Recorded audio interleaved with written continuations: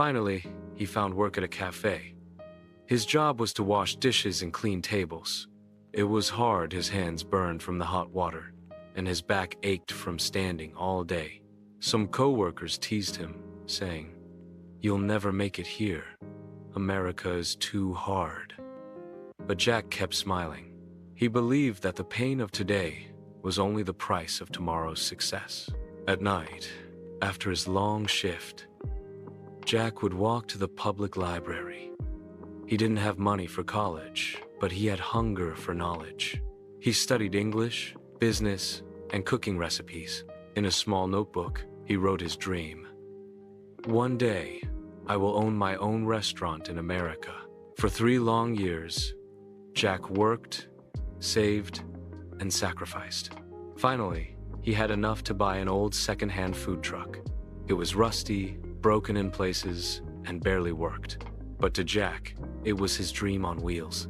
He started selling simple burgers and sandwiches near office buildings. At first, business was slow.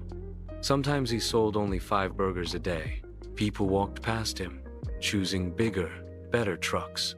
But Jack had one rule: serve with love. He greeted every customer with a smile, remembered their names, and even gave free meals to homeless people. Slowly, word spread. People didn't just come for food, they came for Jack's kindness. Day by day, his line of customers grew longer. Within 2 years, Jack bought a second truck, then a third. His small dream was turning into reality. His brand, Jack's Burgers, became popular.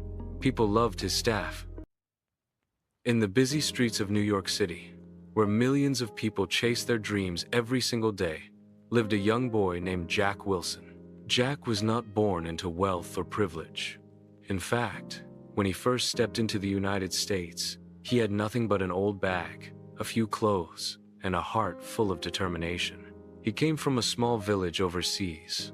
Life there was tough, no proper education, no money, and no opportunities. Jack always dreamed of going to America, the land where people said, anything is possible if you work hard. Finally, at the age of 18, he managed to buy a one-way ticket to New York, but reality was not as easy as he imagined.